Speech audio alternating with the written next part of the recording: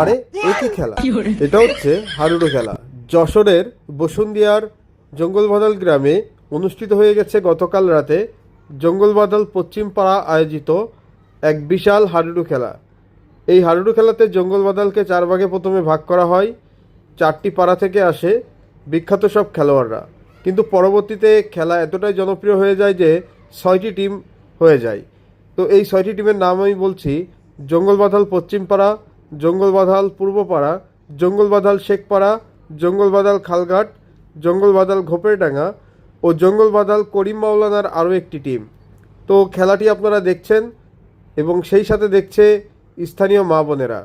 এক পাশে থাকে যারা খেলতে এসেছে তাদের কারোর ওয়াইফ, কারোর মেয়ে, কারোর বোন। তো যাই হোক, সকলে মিলে বেশ অনেক রাত পর্যন্তই এই খেলা উপভোগ করে সকলে মিলে, আর খাওয়া দাওয়ারও ব্যবস্থা ছিল, সেহেতু কোনো সমস্যাই হয়নি। তো অবশ্যই ধন্যবাদ পাওয়ার যোগ্য জঙ্গলবাদাল পশ্চিম পাড়ার যুব সমাজ। এত শক্তিশালী একটি খেলা তারা আয়োজন করেছে এবং প্রচুর দর্শকদের তারা বিনোদন দিয়েছে। প্রচুর দর্শক সমাগম হয়েছে। আমাকে বলা হয়েছিল খেলাতে উপস্থিত হওয়ার জন্য, তো আমি তাদের ডাকে সাড়া দিয়েছি। আসলে প্রত্যেকটি খেলাই ভালো লাগে, তবে হাডুডু খেলাটি আমার কাছে বেশি আনকমন মনে হয়। এখানে প্রচুর শক্তির সঞ্চার লাগে, কারণ একজন প্লেয়ারকে পুরোটাই তার দৈহিক শক্তি দিয়েই কিন্তু এই খেলাটি খেলতে হয়। কোনো প্রকার বুদ্ধি বা অন্যান্য কোনো কৌশলের থেকেও শক্তির পরিচয়টি বেশি দেওয়া লাগে। দেখছেন আপনারা দর্শকদেরকে, স্থানীয় যারা আছে সবাইকে দেখতে পাচ্ছেন। তো খেলাটি আপনাদের কাছে কেমন লেগেছে অবশ্যই জানাবেন। ভালো লাগলে শেয়ার করে দিবেন। যারা দেশ ও দেশের বাইরে আছে তারাও যাতে এই খেলাটি দেখতে পারে। আমার পেজে অনেকেই আছেন জঙ্গলবাদালের এবং অনেকেই নাই। তো যারা নাই তারা অবশ্যই ফলো দিয়ে সাথে থাকবেন পরবর্তী কোনো বিনোদনমূলক খেলা অথবা আপনাদের গ্রামকে উপস্থাপনের জন্য। তো অবশ্যই এই খেলাটি আপনাদের কাছে কেমন লেগেছে সেটা কমেন্টস করবেন।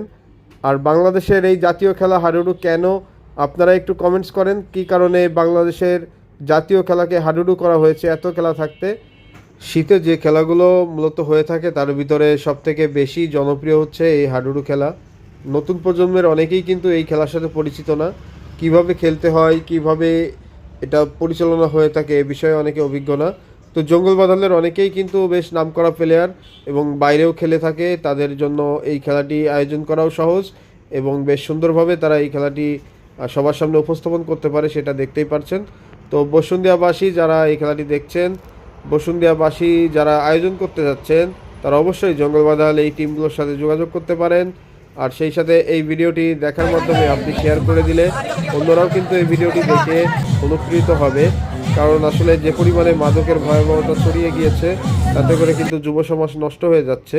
তো সেক্ষেত্রে মাদককে না বলতে খেলাধুলাকে আরও অগ্রগামী করতে কিন্তু এই দৈহিক যে খেলাগুলো আছে যেগুলো খেলতে হয় শারীরিক শক্তি দিয়ে, এগুলো কিন্তু কোনো বিকল্প নেই। তো অবশ্যই আপনারা খেলাকে বেশি বেশি উৎসাহিত করবেন, এই ভিডিওটি ছড়িয়ে দিবেন সবার মাঝে। এলাকার যারা বড়রা আছে তারাও কিন্তু আসলে দেখছেন যে জঙ্গলবাদাল এই ইয়ং জেনারেশনের সাথে কিভাবে মিলেমিশে খেলাধুলাকে চাঙ্গা রাখছে। তো আসলে এটা প্রশংসনীয়।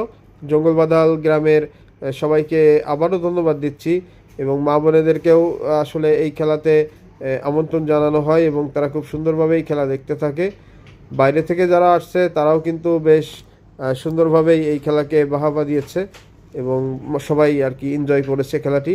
তো সেটা আপনারা ভিডিওর মাধ্যমেই দেখতে পারছেন।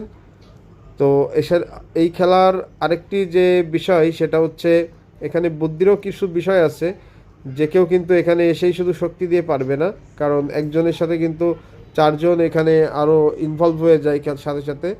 তো রেফারি একটি বিষয়, যেটা কিন্তু এখানকার যে স্থানীয় অভিজ্ঞ রেফারি মুরব্বী তিনি খুব সুন্দরভাবে পরিচালনা করছিলেন এবং কমিটির সিদ্ধান্ত চূড়ান্ত ছিল, সেহেতু কোনো প্রকার কোনো অপ্রীতিকর অবস্থা ছাড়াই খেলা কিন্তু সুন্দরভাবে শেষ হয়।